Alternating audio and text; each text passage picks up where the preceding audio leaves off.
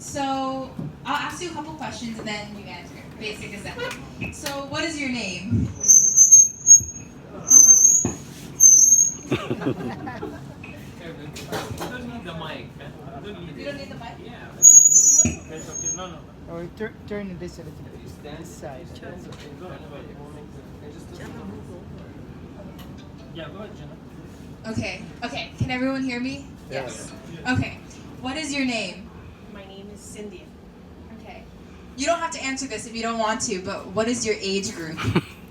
Either 20 to 30, 30 to 40, 40 to 50, and 50 plus. You don't have to answer if you don't want to. 40 to 50. Okay.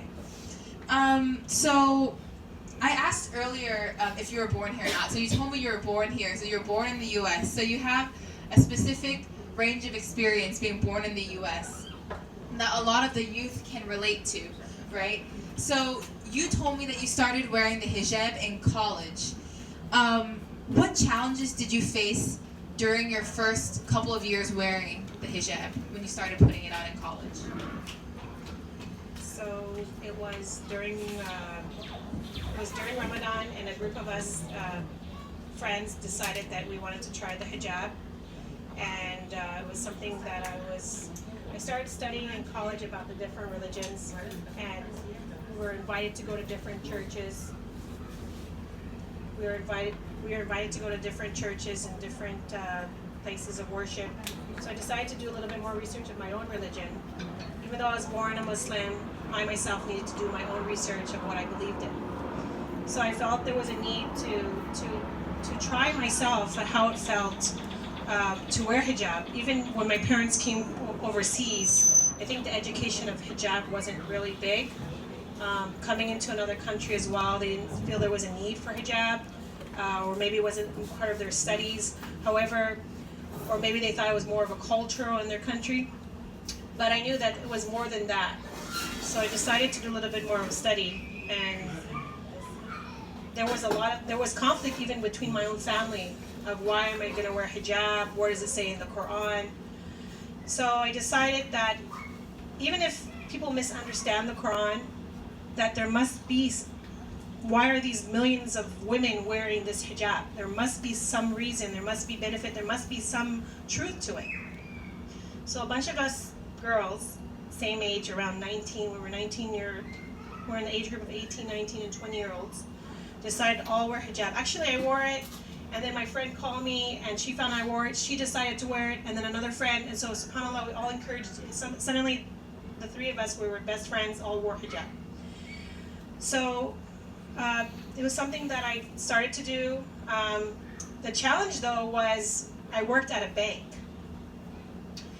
And the interesting thing was the manager was Muslim, but he was not a practicing Muslim. So I had to ask permission if it was okay to wear hijab, because I didn't know if it was going to affect my job. My family said, oh, you might lose your job. It's not, they're not going to allow it. Or maybe don't wear it when you go to work and take it off when you go home.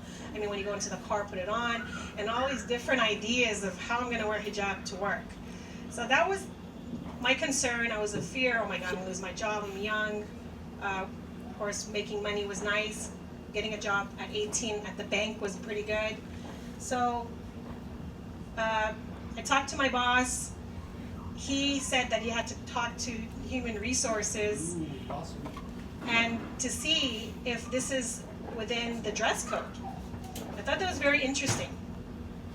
So for a week I was laid off. I didn't go to work. I was not called back to come to work. And I thought, I'm losing my job here just because I feel that this is something I should do. So I asked Allah, this is for, help me Allah. I don't know what I'm doing. I'm very confused. I want my job back. And yet it was just basically, it seems like I was going through a test, just like many stories in the Quran of Hagar and so forth. And it was a test that I knew that I had to go through. My family said, were biased, and they said don't have to wear it because they themselves didn't wear it. So this was a little struggle within myself. I asked Allah to make it easy for me. So I decided to take a trip to my job. I explained to them nothing's going to change. I promised them that if you support what I want to do. They asked me, are you getting married? What's going on? What sudden changes? I said, no, has nothing to do with marriage. I'm not getting married. This is something that I decided that's a part of me and I want to really do. So I asked if they can support the fact that I wanted to cover. I said, nothing's going to change much other than I'm going to cover a little bit more. I'm going to cover my hair. I said, you know, people wear crosses. Why can't I cover my hair? That's a way of expressing that I'm a Muslim. And they said, they thought about it. The manager saw how I wore the hijab coming in so they can see that I'm the same person. I said, believe me, I believe your job, your business here is going to be blessed if you allow me to continue wearing hijab. He said, come back to work. He never gave me an answer whether it was okay, but he allowed me to come back to work, and it kind of like a test. So I came back to work.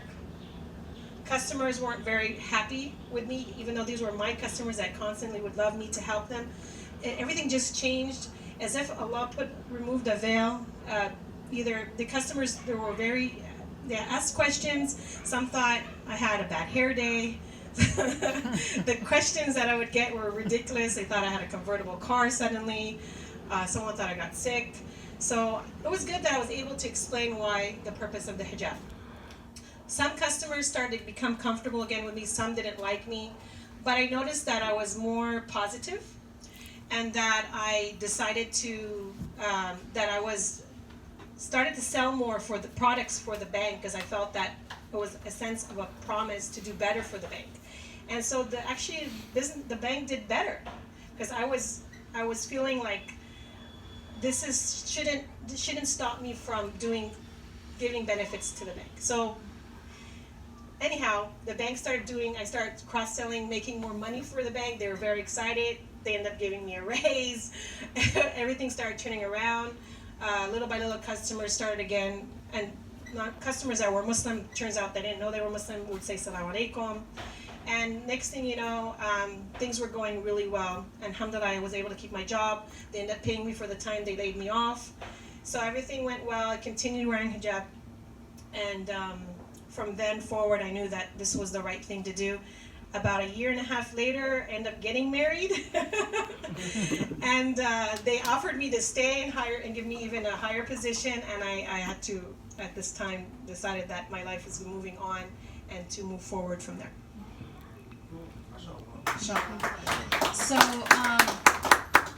So since then, how would you say your behavior has changed, or how has Islam impacted you even since that time? Well, I realized that that everything I do I'm being watched. That I need to. I know that now. I have a more of a responsibility to show the beauty of Islam. I would smile more. I would be more friendly. That people need to know that yes, a hijabi can speak and talk to you. There's no wall. So I decided that I need to be a little bit more outspoken wherever I'm at. And I always thought that always a smile is a good way to open and make people feel comfortable, so that if they have a question, they would be able to come up and talk to you. And so I felt that was an open way and also a way to invite people to learn more about Islam. So, if you can go back in time, all the way back then, I'm just kidding, it wasn't that long ago, but all the way back then. But is there anything that you would or wouldn't do differently?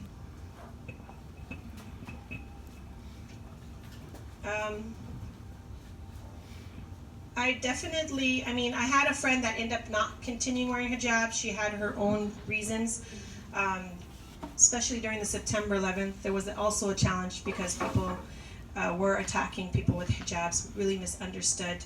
Would I change anything? I would not change anything because I knew that I was on the right path, and that, I think the problem was that in the past we always, especially women, worry about what other people think.